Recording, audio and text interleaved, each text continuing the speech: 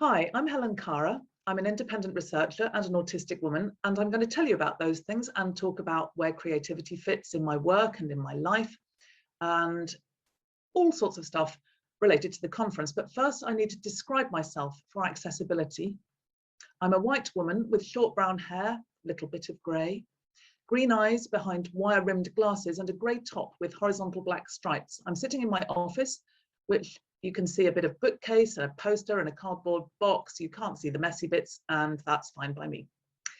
So I would like to tell you about how I came to be diagnosed as an autistic woman, because that process began at this very conference 2 years ago, two and a bit, in July 2019 at the University of Kent, where I was asked to help with the conference. I had no idea that I was not neurotypical. No idea, and I was 54 years old at that time. So I came to help with the conference, which was great. And on the first day, I introduced myself as neurotypical. And by the end of the first day, several people independently came up to me and said, I don't think you are neurotypical. And that was a complete surprise to me. And I didn't really know what to do with that information. I thought, well, I don't need a diagnosis. Diagnosis isn't relevant for me. And then I sat through the second day of the conference and learned about how the diagnosis process favors boys and men, and how girls and women are pretty much disenfranchised, often not noticed, that there are a whole lot of women who I now know, like me, are late diagnosed or missed altogether. And then I decided that given that I was a lifelong feminist, I did need to go and find out about a possible diagnosis. And on February the 22nd this year, I was formally diagnosed at the age of 56 as an autistic woman. So this explains a lot of things. One thing that happens when you get a diagnosis like this late in life is that you kind of reframe your life up to this point. And there are many, many things, but one important thing for this conversation, I think, is that it explains why I was never very good at being employed. I didn't get sacked or anything. I held down jobs, sometimes for several years, but I really struggled with the unwritten organizational norms, with knowing what was expected of me beyond what was written on my job description. Christmas parties were a nightmare. And just the whole thing got so much better when I became self-employed 22 years ago. And I have been an independent researcher for 22 years, and I really enjoy it. I think I'll be doing this for the rest of my working life. I like the autonomy. I like the fact that I decide what the organizational norms are, because there's only me in the organization. I like the fact that I can focus on the work I do, and I particularly like the fact that post-diagnosis, I got some support in applying for access to work funding, and I got a grant for a part-time support worker who started 2 weeks ago as we record in early August, and is an absolute godsend. Because the bits of my work I've never been really good at and have muddled through with other sort of little shrapnel pieces around the edges, reconciling bank statements, putting pieces of paper in the right place, all those little bitty things, keeping my office tidy, hopeless at it. You want me to write a book? No problem. But reconcile a bank statement? Oh, please, do I have to? So for a lot of neurotypical people, it's the other way around. And my lovely support worker, I think, is probably neurotypical, and she's brilliant at all that stuff. And it is revolutionizing my life after only 2 weeks. I can't tell you, it's fantastic. So I also now understand why I have been in love with words and text and writing my whole life. It's an autistic special interest. That's what I call it now. My mother taught me to read when I was 3 years old, because she just had my sister and she needed me to amuse myself, and we didn't have a TV.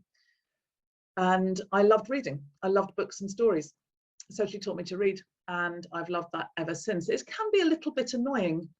I live quite close to the Peak District, and if I'm looking at a beautiful landscape that has a signpost in the middle with one word written on it, my eye is repeatedly drawn back to that signpost to reread that one word over and over, which gets quite irritating. So I like to seek out views with no signposts in, but it's also enormously valuable because it means I can write books and I can talk like this, and I can do all sorts of stuff using words and in a variety of ways. So I'd like to tell you the story of how I came to write my first research methods books. I did my PhD in 2003 to 2006. And in the last year of my PhD, I'd become so fascinated by research methods that I knew I wanted to write a book on research methods. But I also knew it had to be a different book. I needed a hook, an angle. I knew I couldn't just write another book about how to do interviews and focus groups, that kind of thing, because that was already well covered in the market. It's like if you want to write a new cookbook, you can't just write another book on how to make bread or how to cook soup, because that's all been done. You need to write a book on, I don't know, yak's milk puddings or something. So I needed the equivalent of that in research methods. It took me 5 years to figure it out. And I think I only did figure it out because the recession after the change of government in 2010 caused a massive drop in my workload, so I had more time to think. But my first book was really inspired by many conversations that I'd had with practitioners as I was working as a researcher, often with practitioners in social care and health. We'd have a meeting, and at the coffee break, someone would say, Helen, can I have a word? Or Helen, can I have 5 minutes after the meeting? And I'd say, yeah, of course. And the word would be, or the 5 minutes would be about, Helen, I've got a stack of questionnaires that we've done, but I don't know what to do next. Or Helen, I'm doing a master's and I have to do a dissertation, and that means doing research and I don't know where to start. Can you help me, Helen? Can you help me? And I would say yes, and I would help, and it was fine. So after about 40 or 50 of these conversations, the penny finally dropped that the world needed a book on research methods for practitioners. So I wrote it. It was great. I had a lovely book launch at the British Library, ticked off my bucket list, write book on research methods, thought, great, that's done, fantastic. Then a bit later, I was working on a quite complex evaluation project, and I've used creative methods myself in my work all my life, where it's appropriate, not to replace more conventional methods, but alongside, to give me more options. And I had this complex evaluation to do. I can't even remember the topic now, but it encompassed several aspects of problematicness, like housing and homelessness and socioeconomic status and education attainment, and all in one. And I thought, I need more creative methods than I think I know. And there must be a book. I must be able to get a book on creative methods and read it, and then I'll know more.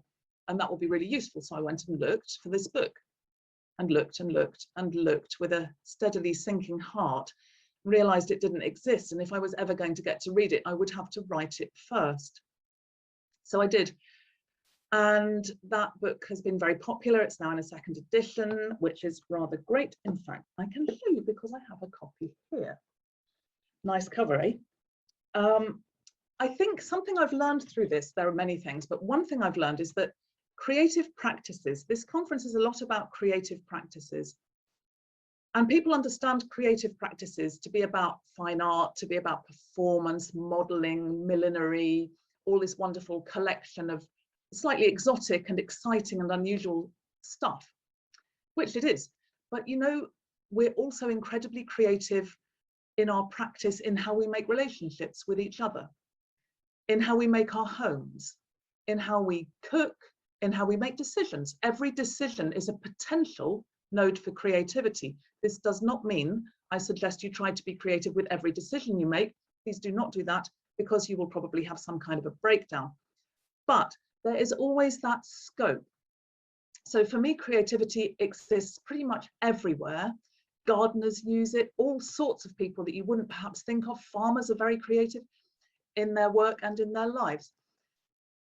And yet there is a gender bias that I see over and over again in creative practice and in creative research methods.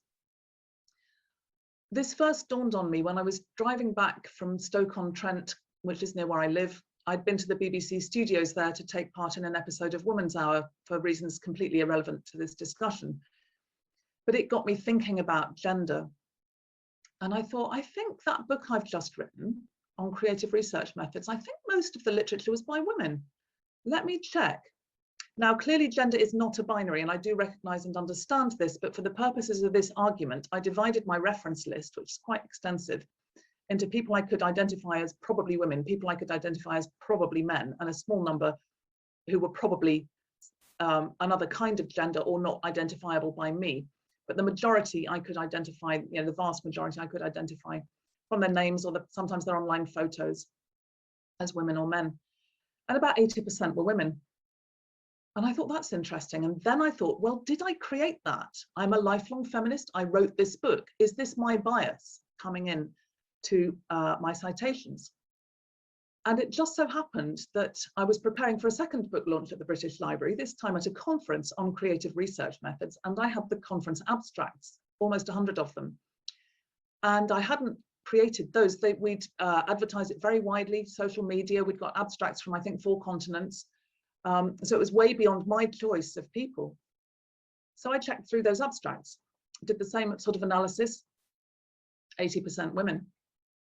I thought, whoa, I think there's a thing going on here. At the conference, I looked at the audience, pretty much 80% women. So, and since then I have taught many groups, and it comes up over and over again, roughly around 80% women in the field of creative research methods, which frankly, as a lifelong feminist, I think is great, because it is nice to see a field where women are leading and excelling. Another thing I'm recognizing with the reframing of my whole life, now that I know I'm autistic, is that I have always brought my neurodivergence to my work. I didn't know that was what I was doing, but I think it is my neurodivergence that enables me to spot gaps and fill gaps and identify. I've done several others since. I wrote a book on research ethics that set side by side the Euro-Western and the indigenous research paradigms in a way that has not, to my knowledge, been done before. And there are others I could cite, but I don't really want to go on about all my marvelous books. Well, I kind of do, but I'm not going to. So I think that's pretty much what I have to say to you here. I hope some of that's been interesting. I hope some of it's been of use, and I look forward to taking your questions. Thank you.